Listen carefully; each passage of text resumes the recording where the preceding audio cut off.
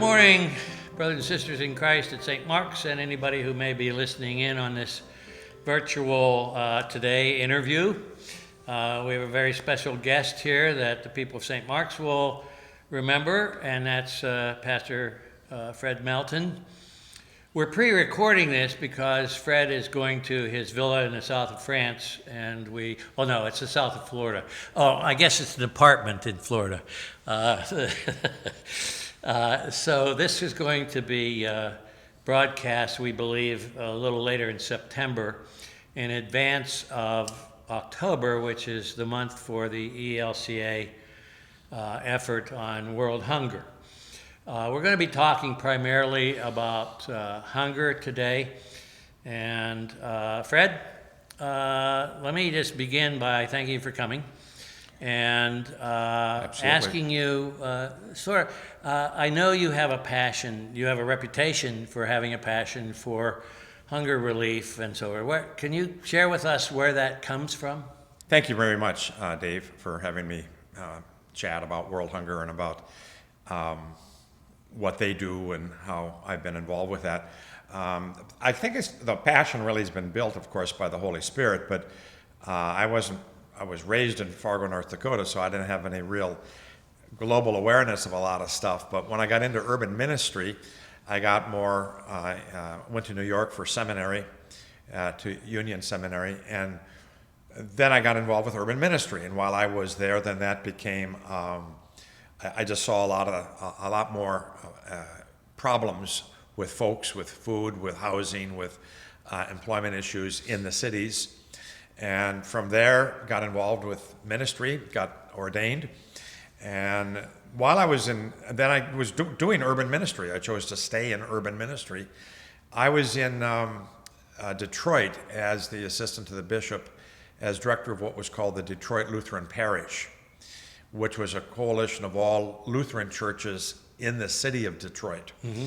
And Detroit is about a 90% African American city. Mm-hmm. And while I was there, got involved with two really fabulous ELCA professors, Rudy Featherstone, who was at Trinity, and Rudy was and Pete Perro from LSTC.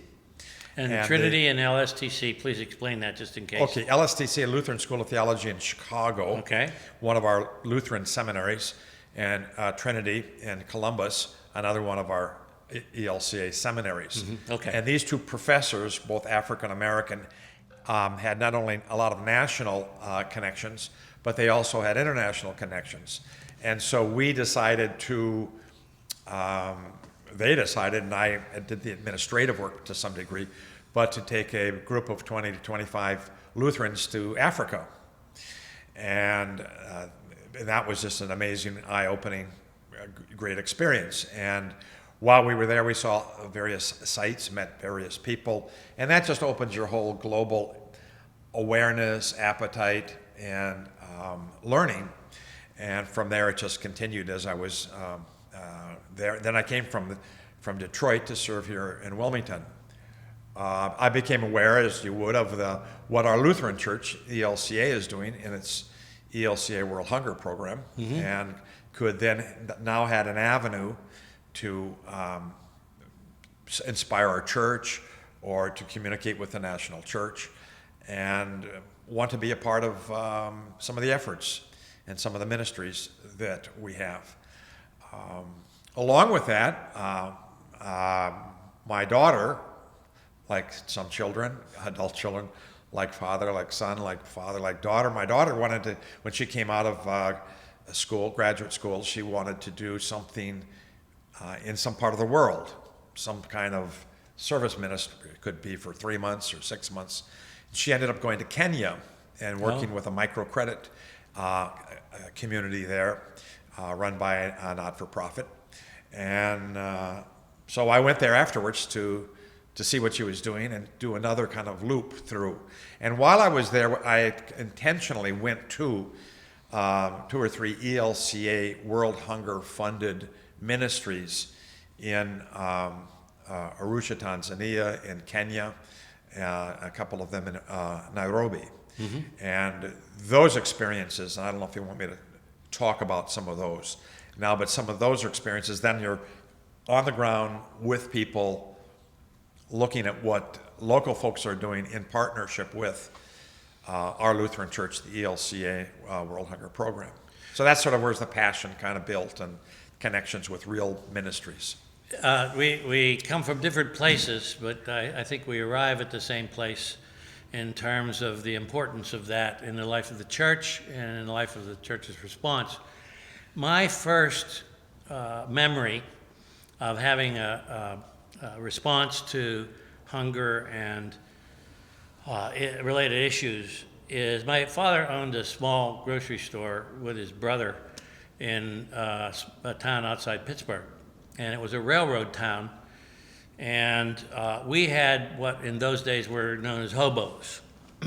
And my parents told me if ever one came to the home, don't feed them because your house would get marked somehow, and then every hobo who was coming through the area would want to stop there.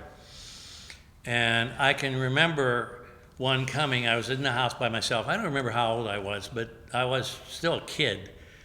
And I said, I'm sorry, I'm not allowed to help you. And between the time, I was the last house on the block, between the time the person had made his way up the street, I had made 2 sandwiches, an apple, and some other things, put them in a bag and carried them up the street and given them to him because I just had to do that. And where it comes from is my father owned this small grocery store, and sometimes people would stop by there needing something to eat. And I have a fond memory of him standing at the slicer, slicing what we call in Pittsburgh jumbo, and it's just bologna. It's a big sausage. And he would make 2 sandwiches and run and open a case of a package of bread, take that home later, and some kind of a beverage and a piece of fruit or something like that. And I saw him do that enough that it impressed my heart. There are a whole lot of other experiences that I can relate to, similar to some of yours, where as a Christian person, I guess I don't know how not to have that as a basic understanding of a part of my responsibility as a Christian person. Well, it merges. You go to seminary or you're in a class at church, or you're hearing a sermon or reading the Bible, it just merges so easily with what God is trying to inspire us. Stories of Jesus feeding, stories of if you have 2 shirts, share one with someone who doesn't. If you have food, give some to others. Jesus feeding the 5,000 plus, on and on and on. So it's biblically, inspirationally part of what we read that God wants us to be a part of. And then you see what's happening in your local church or in your local neighborhood. And it's merged also with, it's sort of like you act you think global and act local. Mm-hmm. So you see things like what you're talking about. And in my step through the cities, I've learned I choose not to give money to people that are asking for money, not because they don't have real needs. It's just I never know exactly what they want the money for. I agree. But yeah. If I see somebody that says, hungry, need food, please help, I try to take the time right then. Maybe I go to a Subway and just bring food, And it's sort of a reminder. That doesn't help them long term, but it's also a reminder to me that there are real people who are hungry locally as well as globally, and we can do something in both cases.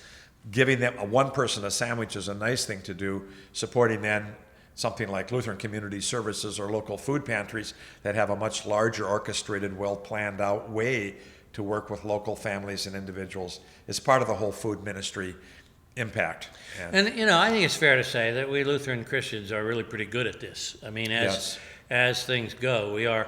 I was reminded also of Luther's small catechism and his explanation of give us this day our daily bread. And he basically says God gives daily bread to everybody without asking, but we pray in his petition that we would recognize that.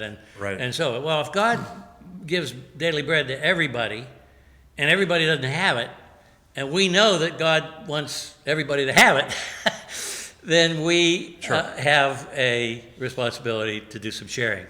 Yeah. Yeah. Yeah. What we're good at as Lutherans is human services. Someone is Sure. hungry, help them. Someone needs clothing, provide some.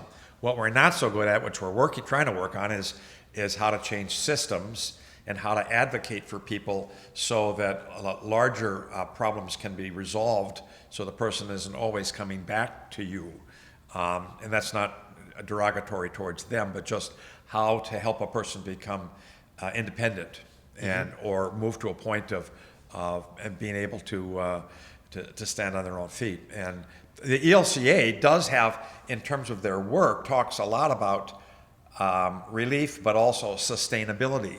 So what kind of projects do we do that can maybe help to maintain something long time after we have recognized a need and done something cooperatively with a group of people?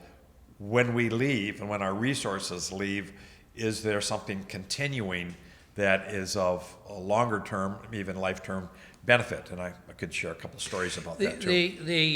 Another thing that comes to mind is when Mrs. Mueller and I were remarried here at St. Mark's 36 years ago, this coming December.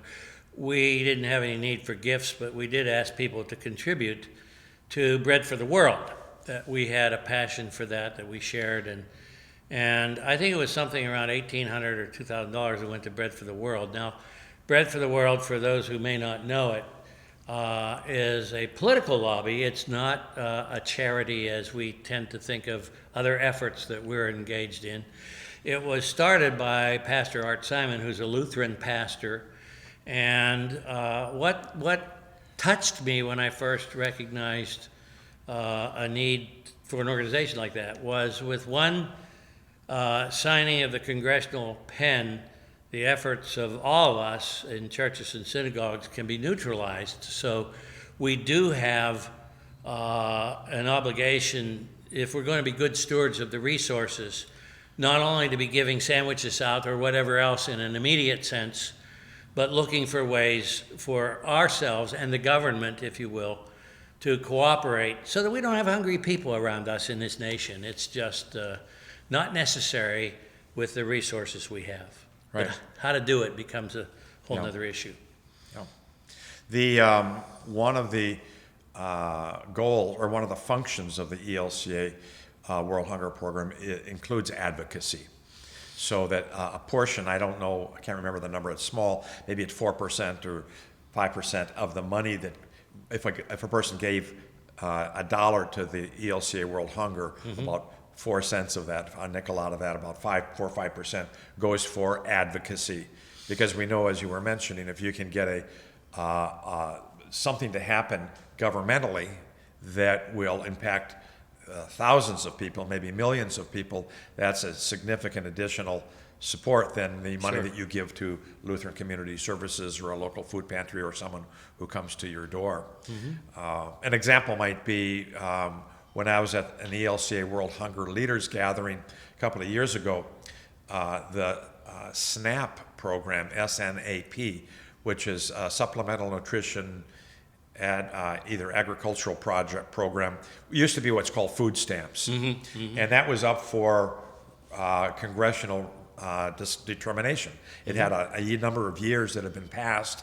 Now it was up, and there were some folks that wanted to cut that out of the budget. And it is a very, very useful, helpful food support for folks that are on the margin and struggling.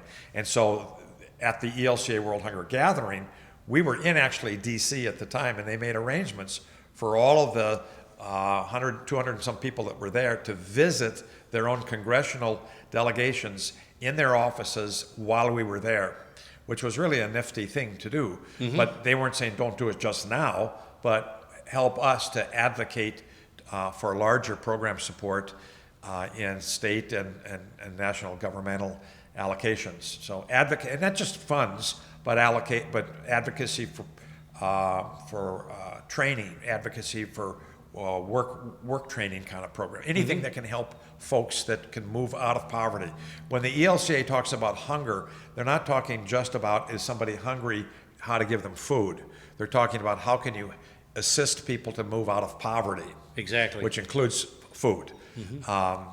They also, the ELCA World Hunger grants, about 10% of them are local, what are we'll call domestic hunger grants, which means about 10% of the money that if you write a $100 check to World Hunger, about $10 of that will be used for hunger programs in the United States. And there are about 43, 44 of our synods that have hunger programs in them that have been funded by the ELCA World Hunger Program. And so we're looking at local stuff as well as national ministries and projects when we support the ELCA World Hunger. And I'd like for you to say more about the ELCA program that you're very familiar with, but let me ask you one other question that's curious to me. And that is, coming from Fargo, I think farm, I know Sure. Fracking and a few other things have gained prominence in North Dakota. I think that's North Dakota, or is it South? But in any event, hunger is not just an urban problem. Correct. There are a lot of rural communities, and we don't necessarily think about them a whole lot, who also, especially now in this day of COVID, and all the dynamics of what that entails with regard to farming and so forth, and resources and so forth, has made that, I'm sure, all the worse.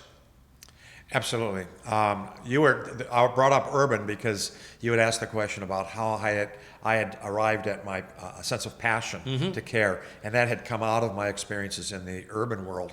But yeah, hunger is, I mean, I was just looking at some domestic hunger grants and giving some recommendations. I'm part of what's called the Hunger Task Force of our Delaware, Maryland Synod. And we were evaluating 6 agencies and churches that are looking for a domestic hunger grant. And 3 of them are in rural areas or small town areas. And so hunger can be anywhere, wherever Sure, someone is short of money and doesn't have a job or insufficient income. And we, in our own synod, not only in southern Delaware, but larger Maryland, much of western Maryland has lots of small towns and rural areas that are people scrambling for support. And I think in this COVID area, if something goes sour, your work or in your immediate community, if you're in a smaller rural community, you're even more invisible. So the need is real to keep our eyes and ears as Lutherans in churches wherever we are to what's going on in our immediate communities also. Okay, so let me catch you loose on what you know about the ELCA World Hunger Program and have had some experiences with. Well, I want to come back, obviously, to St. Mark's relationship with all of that on your watch and beyond, but go ahead and have at. Okay. I'm going to talk about kind of a trend of an approach that the ELCA uses in working with congregations and with other judicatories, but also then this way to understand it. There's a word named reason. I'm going to use that as an acronym to explain. But backing that up, first just to say as an overview, the World Hunger Program works cooperatively and interagency-wise. In other words, if you were helping something, I'm going to talk about a family. I think we saw this at St. Mark's 4 or 5 years ago, maybe it was longer, the Linkson family story. Now, to help the Linkson family, which is in Malawi, ELCA is working with the Lutheran World Federation, which is also working with the Evangelical Lutheran Church of Malawi, which is also working with local congregations related to this particular family. So we work cooperatively, which means we have kind of like boots on the ground immediately around where money is being sent and where projects are being supported. And they are working with other Lutheran and sometimes ecumenical agencies that, so we're partners with them. We're not like Lone Rangers helping with somebody. Secondly, we try to look at sustainability. How do you help? And that's actually one of the words in reason, the word reason.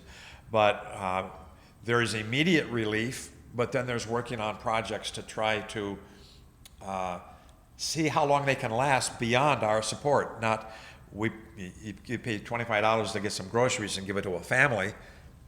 They eat that food and that's wonderful, but then they're out of the food and you need to go through another bag of groceries. An example of this sustainability, maybe I'll use that Linkson family as an example to tell you. This is a family in Malawi, and about 20 years ago, the ELCA wanted to help that community, and they worked, again, cooperatively and accountability-wise with Lutherans in the area and in the region. And they started with this family and gave them a number of goats and pigs, and taught them about how to raise them. And of course, that became food. They also used the feces of those animals to help with their agricultural work.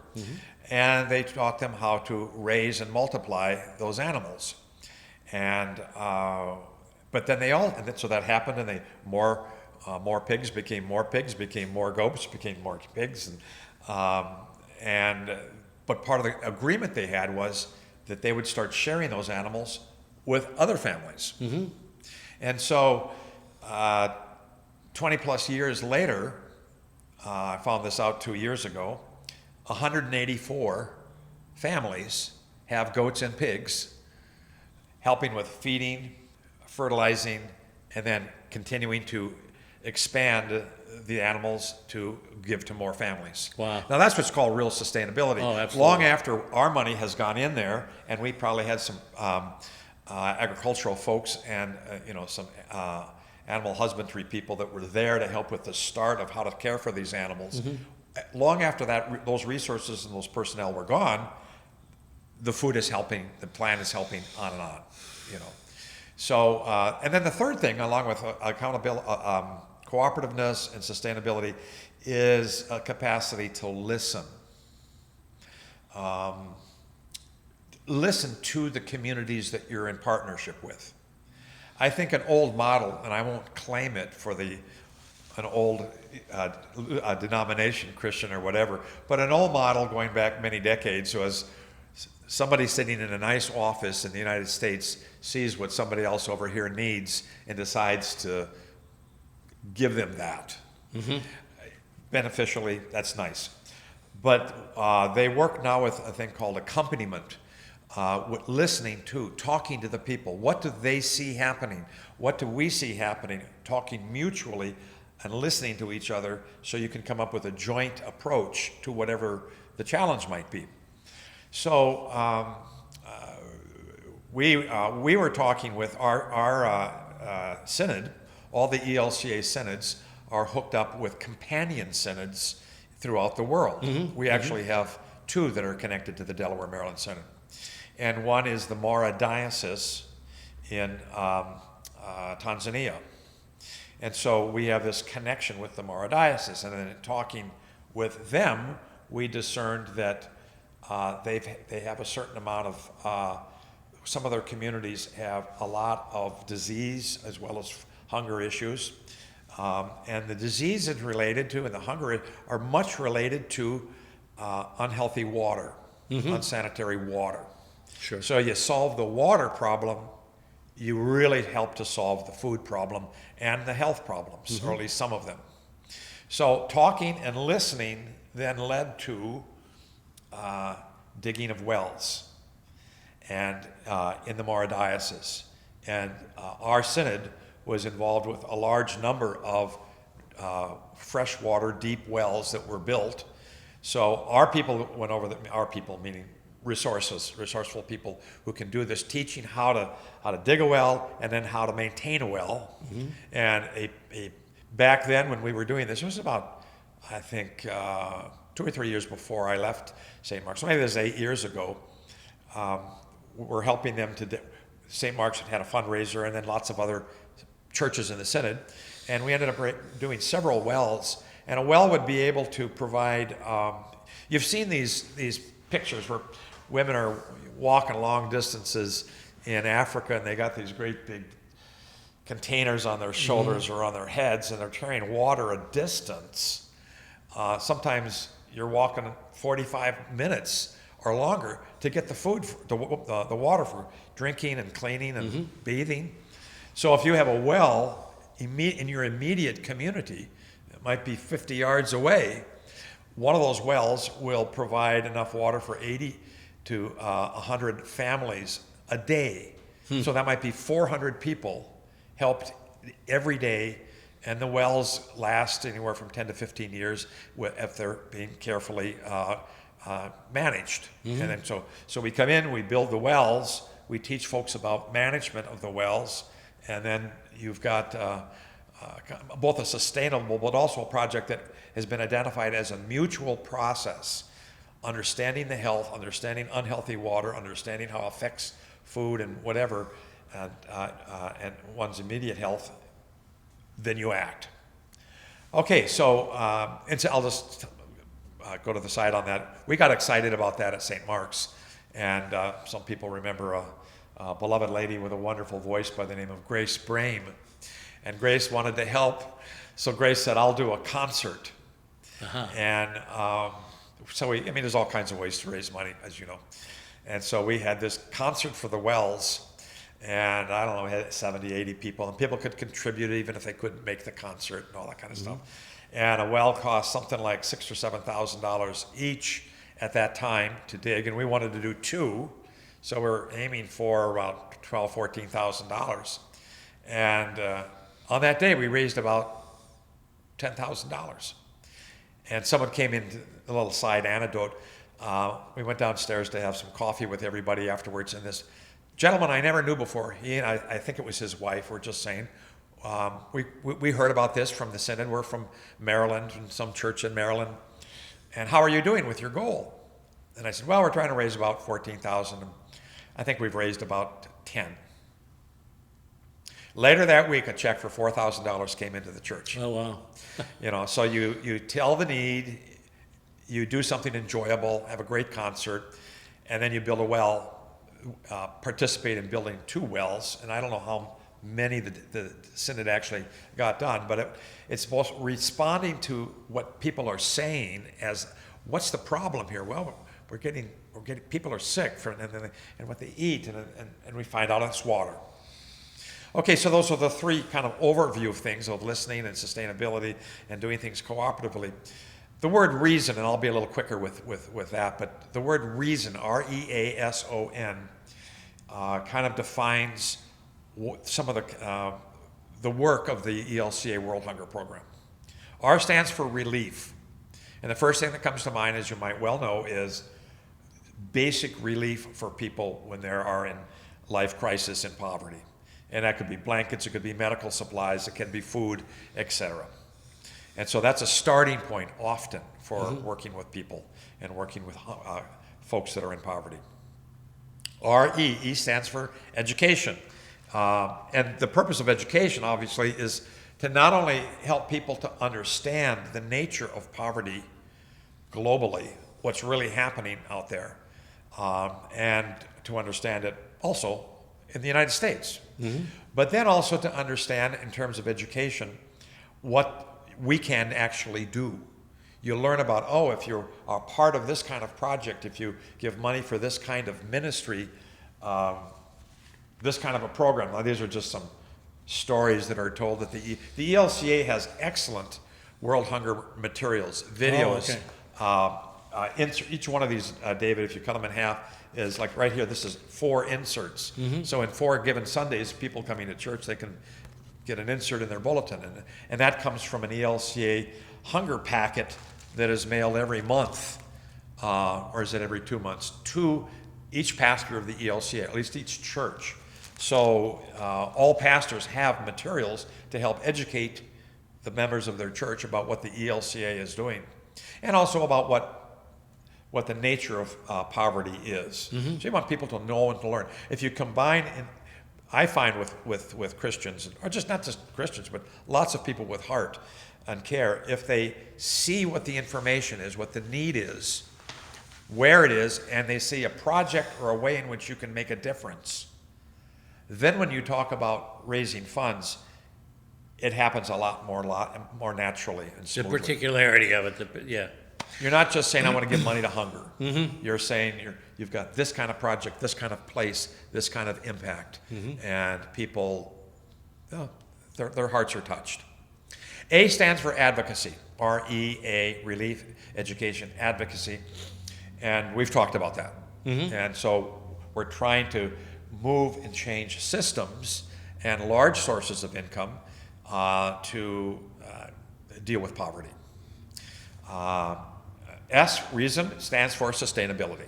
And we've given a couple of examples of that that are helpful. I'll give another one. When I was in, the first time I went through to Africa with Dr.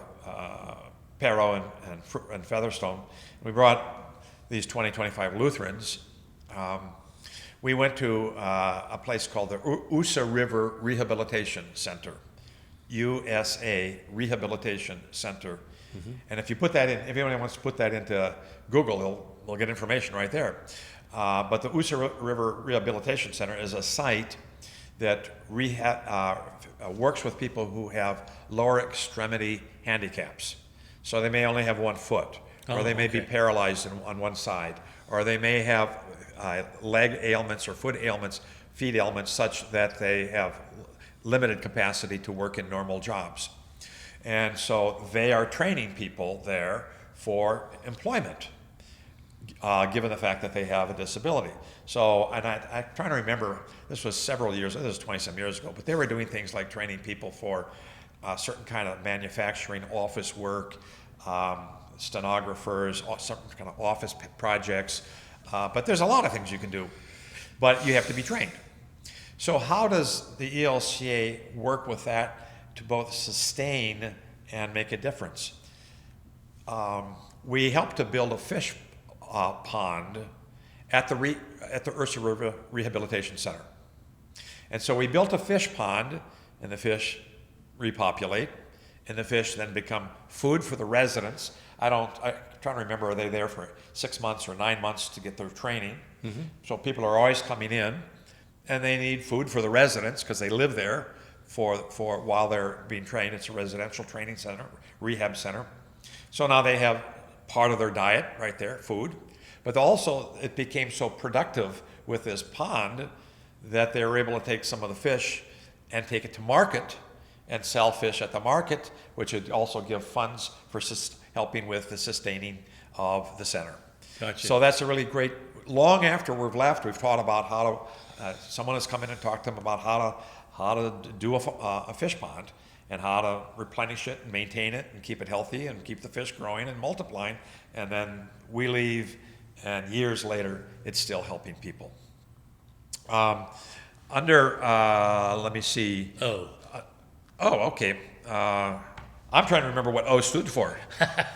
Yeah. Okay. Organizing a community. Organization.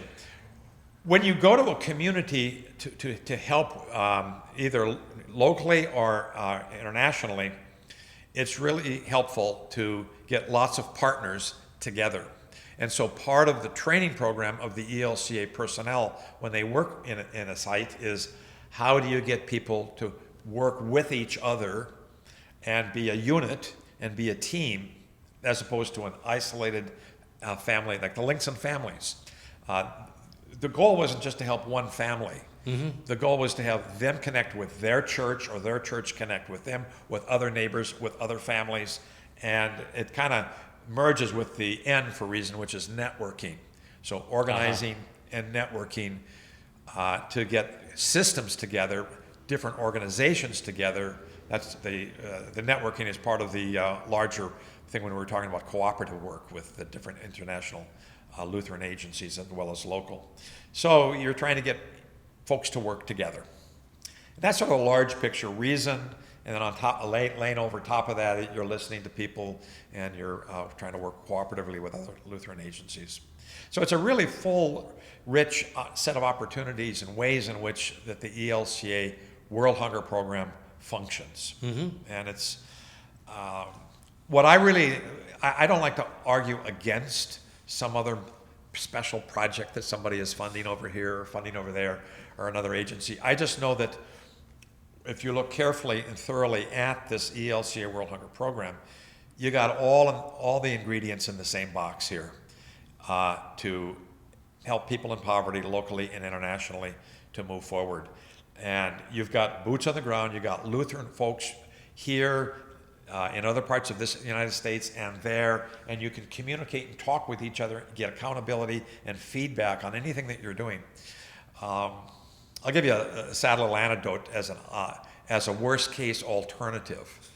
When my daughter was, she worked with an agency that had to do with sustainability. It was the Foundation for Sustainable Development, and that's out of San Francisco.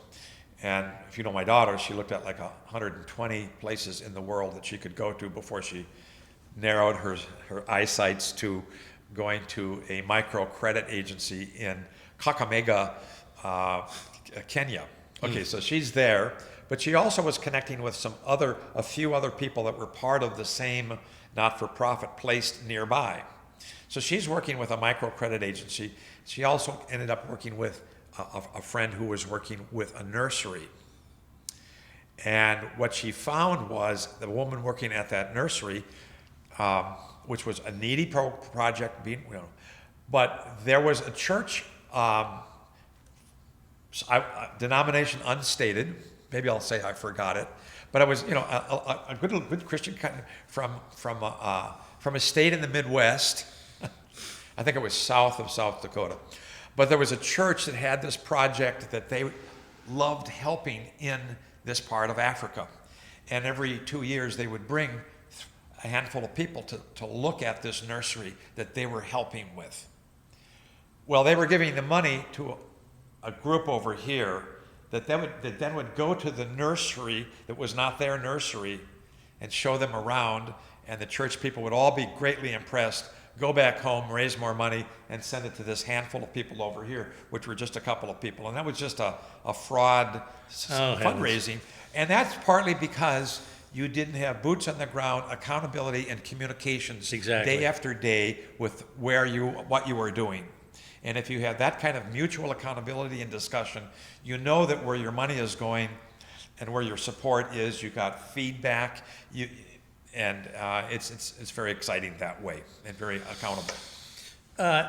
We're going to get pretty close to closing here. However, let me throw in something that we're not going to have a chance to talk about, but is related, and that's housing, particularly here in the States.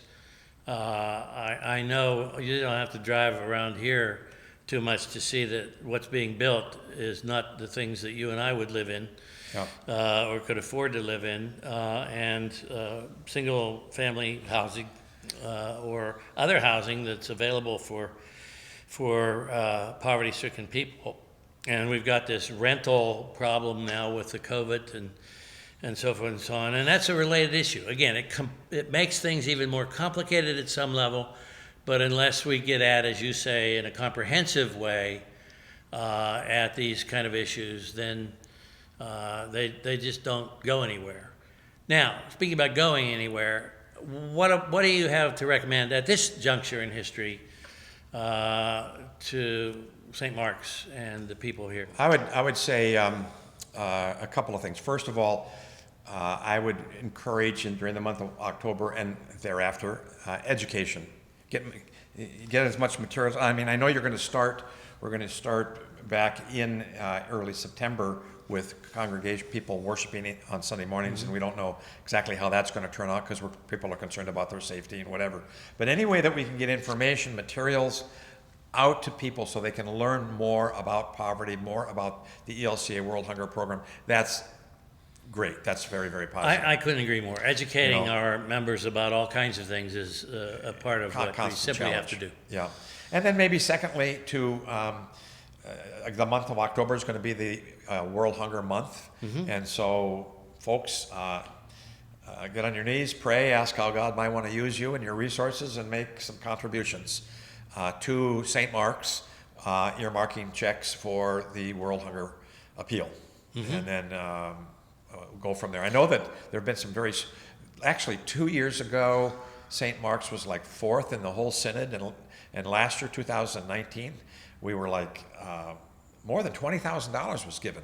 Yeah, I got a letter that suggested, I shared that with early in one of our tapings in church, that said we were within the top 100 congregations within the ELCA nationally.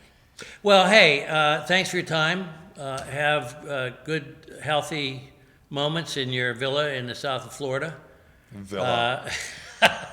It's a condo, David. It's a condo. Well, I trust you. I believe you. It's a nice condo, though. Okay, all right. And we hope to do this again sometime. Maybe we can talk a little bit about housing and our relationship with all of that. Let me give you 60 seconds on housing, because the domestic hunger grants of the ELCA are looking at, one of their goals is not just direct relief, but how do you address root causes of poverty.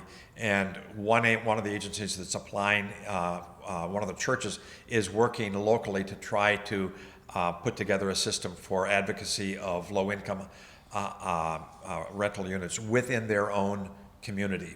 So, yes, that's a huge piece of helping people get out of poverty, is to help low-income housing. That's also an advocacy issue politically for whoever you want to vote for in 2020, locally, statewide, nationally.